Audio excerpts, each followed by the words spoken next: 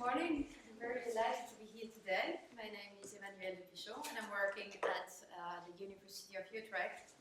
I'm specialized in communicating competence in young dual language learners. Yeah, I call them young dual language learners just not to emphasize the migrant aspects, which is also, well, just to emphasize the languages and the language biographies. Thank you, Rose and Hazeb, for having organized this day. I'm very happy to have those discussions and to be here.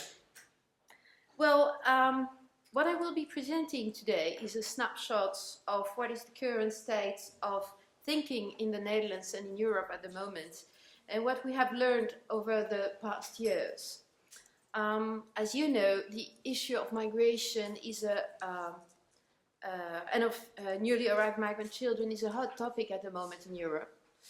And there are, as consequence, there are much more very young children integrating school without any knowledge of the school language.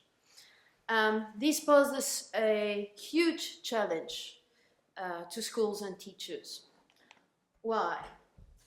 Well, we know that the quality of the relationship of the young children with their teachers predict social and academic performances in school fairly well. We also know that this relationship partly depends on the child characteristics.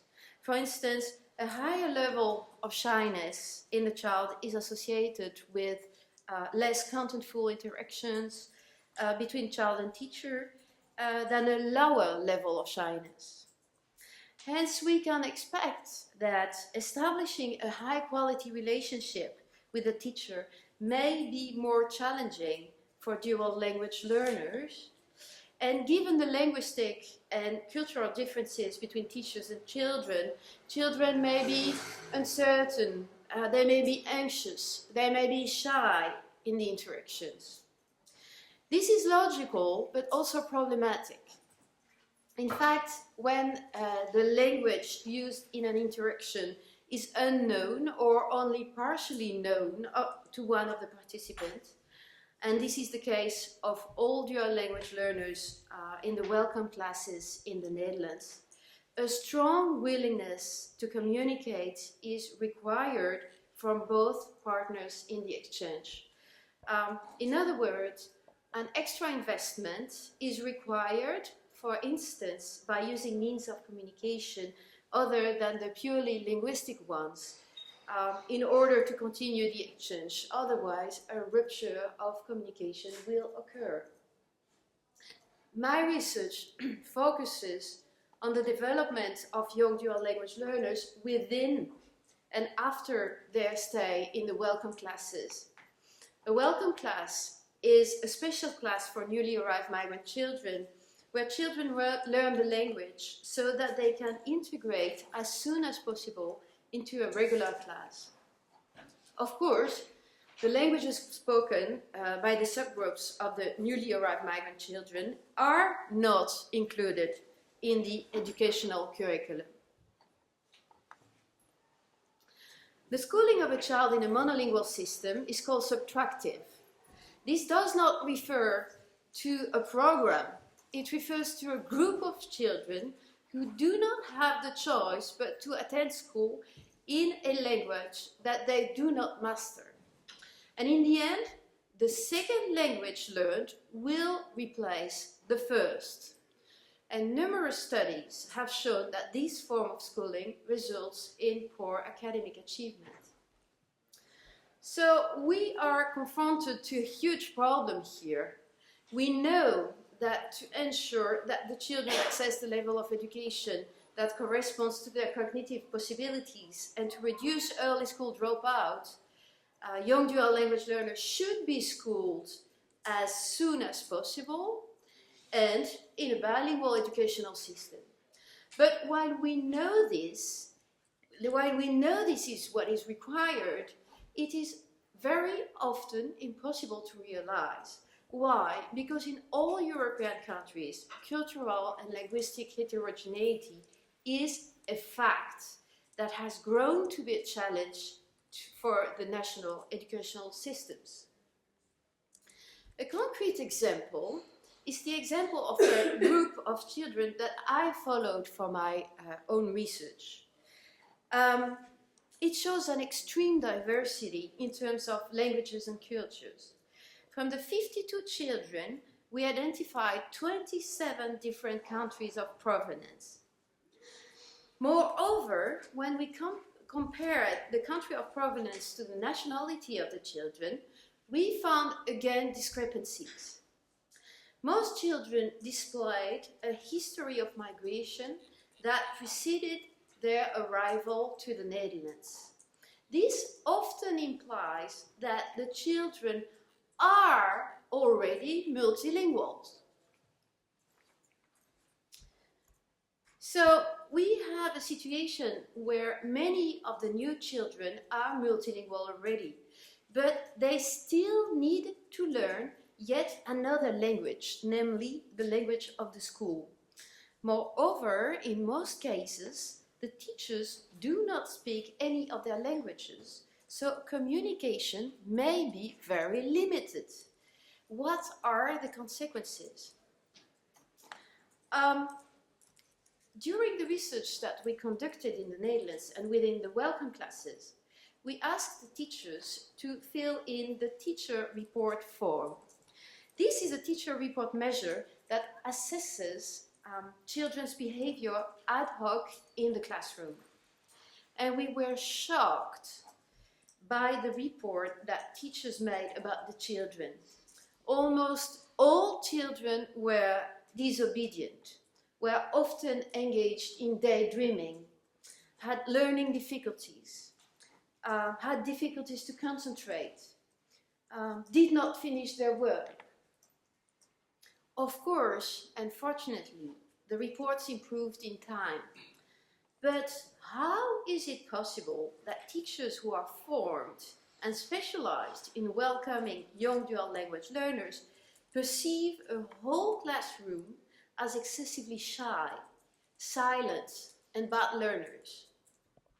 What may be the consequences of such perceptions on the relationship teacher-child and on the early years of school for these children? This means that we have a situation here.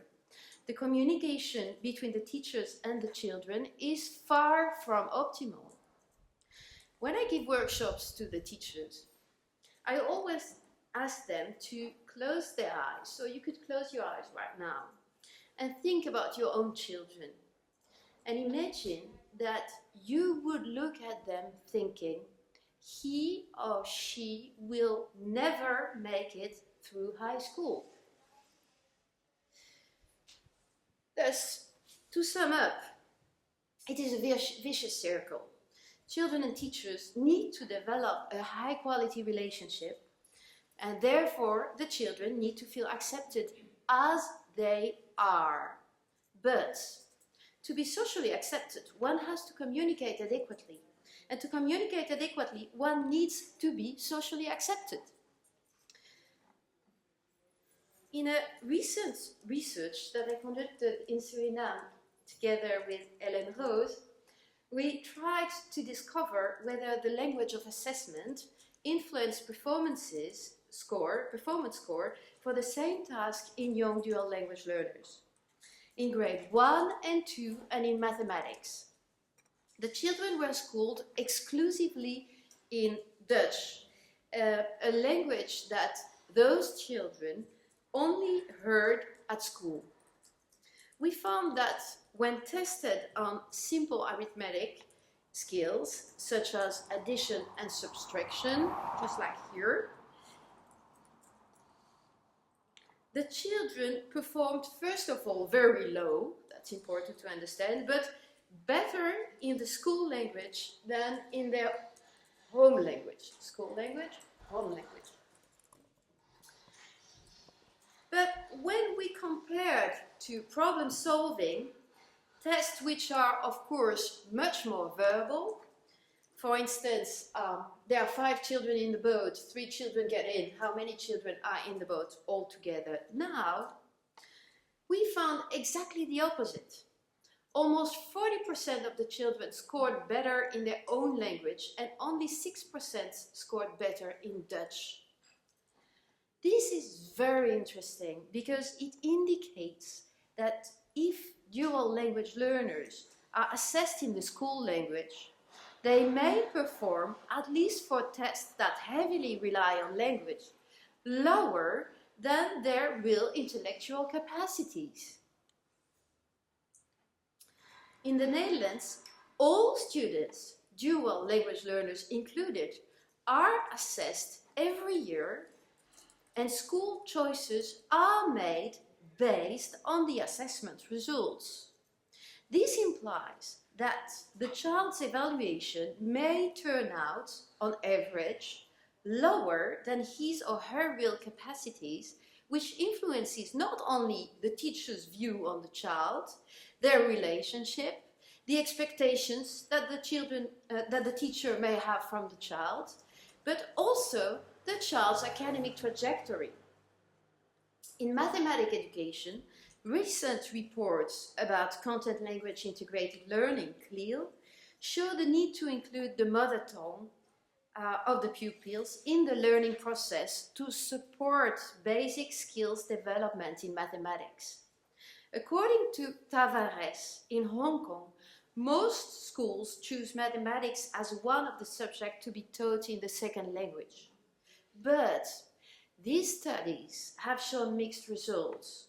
Most students improved in their language proficiency, but at the expense of academic content learning. So, how to remedy to this situation? How can we remedy to this situation in terms of teacher competencies? How can we improve the relationship between teachers and children and help them to create this high-quality relationship? How can teachers build on the discourse practices of the children, as children and teachers from different practices, languages and cultures need to work together? Teachers and dual language learners desperately need to know and understand each other better and faster. Mutual understanding needs to be established before frustration occurs due to miscommunication, misunderstanding, and wrong images from each other. What our results show is that the least one could do is to include assessments in the languages of the children. The introduction of tests in both languages, the school and the home languages, would allow the teacher to distinguish between poor performances due to lack of school language proficiency and real cognitive challenges. This bilingual practice would start raising awareness among teachers that performance results may vary as a function of the language used during the assessment and will facilitate the introduction of a multilingual educational strategy, also called translanguaging. Translanguaging pedagogies have emerged in the last 4 years in Europe, but actually if I see the work of Nathalie Auger, we could say a decade in Europe and elsewhere, namely in Hong Kong. What is translanguaging? Well, translanguaging comes from the idea that children may be able to transfer skills from one language to another with minimal support. They only need to be encouraged to do so. To introduce translanguaging in the classroom means that instead of avoiding the mother tongues of the children, teachers will welcome the children's mother tongues and value their multilingual resources. They will make use of the mother tongues of the children within the classroom in order to maximize communicative as well as cognitive potential developments. Translanguaging works on the development of multilingual and multiliteracy development. It is not primarily based on languages, but on the practices of bilinguals. and it targets the transfer of knowledge between the languages. One way of welcoming the languages of the children could be to allow the children from the same language to try to solve a problem together in their own language and to report to their teacher in the target language, if the teacher, of course, does not speak the languages of the pupils. So the goal is to facilitate learners' comprehension and interaction in the language to be learned. This way, just like you said, multilingualism becomes the standard and not monolingualism. Translanguaging enhances the development of cognitive skills from the very first year of school. According to Tavares, the strategic involvement of translanguaging practices in the classroom facilitates meta-linguistic awareness, facilitates the development of the school language, and facilitates the content learning of the subject. The children become competent learners in the language in which they are taught. At the same time, it helps to avoid a shift from the mother tongue to school language dominance. So, you know, we were talking about the anxiety to talk, the anxiety to interact. With translanguaging, the anxiety raised by having to enact in a different language is reduced. This means that children will dare to engage in exchanges much more easily, and in the end, the relationship between teacher and children will improve. Comprehension is facilitated. The children's self-confidence is reinforced. So as you see, translanguaging is a powerful tool to mediate children's mental processes. By recognizing that children have multiple resources, teachers help children to make sense of their identity. They rely on what the children already know instead of relying on what the children do not know yet. There are some conditions to translanguaging. Teachers and directors should be convinced that multilingual classrooms are not obstacles but opportunities, that having a different mother tongue is not a handicap but a chance, that parents should be, not only can be, but should be resources as well, and that both parents and school need support, need to be supported. Teachers should be convinced that assessments using translanguaging mode would enable students to show what they know using their entire linguistic repertoire. And in the end, teachers will become intercultural mediator of knowledge. So it's a very nice story, but how to realize translanguaging? As you saw in the example of Suriname, children do not need a lot of stimulation to be able to transfer their knowledge from one to another language. Children may work out much more themselves than we think they do. There are a couple of very successful experiences that have been conducted in different contexts in Europe, in North America, in Asia, integrating translanguaging practices. But I would like to present the research that we discovered actually this morning, that we were presenting the same examples, which is very nice because it just means that it is the example at the moment, of Nathalie Auger.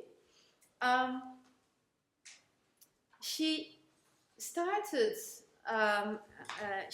a study in 2002, and she discovered that to make use of translanguaging in the classroom, teachers need to have some knowledge of intercultural communication, which is how do we communicate with each other and how do we benefit from diversity.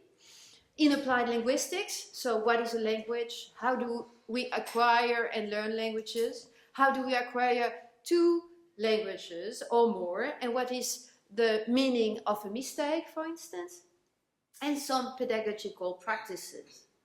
She has developed activities to initiate multilingualism in the class and stimulate the transfer of languages within the classroom. So it is the same teacher. It's just fantastic, and please enjoy. Quand vous dites l'armoire, en Russie, il y a c'est aussi plusieurs. Shkafi, ribi. Shkafi, c'est l'armoire, mais c'est plusieurs. Ribi, c'est le poisson, comme on dit dans mon pays. Mais je ne comprends pas. I et U aussi, ça fait plusieurs. Oui, tu me l'as dit. À la fin du mot, le pluriel, c'est I. I et U, ça n'existe pas en français. Ah, ça n'existe pas en français. Alors du coup, j'arrive mal à l'entendre, moi, dans mon oreille, ce son. Moi, je connais le I, mais l'autre son, I really love this example. It's really moving, actually. Why is it so moving? Well, what you can see in this movie is that the teacher fully accepts to leave his comfort zone as a teacher to allow the child to reach his own comfort zone. He does not only recognize his incapacity to hear the difference between the two sounds, but also gives room for the child to elaborate on his own knowledge, to enter his own comfort zone. Isn't it what we want? A school where children feel competent and empowered. The main goal, so the main goal of translanguaging is to welcome linguistic and cultural diversity in schools in order to deal with heterogeneity in the classroom and to bridge the gap between languages and cultures. This poses complex demands on teachers. Teachers need to radically change from a narrow, static view of languages and schooling to a broader, more dynamic view of language learning, cognitive and affective development. If included, translanguaging may create well-being and a sense of belonging in the very young dual language learners. Thank you very much.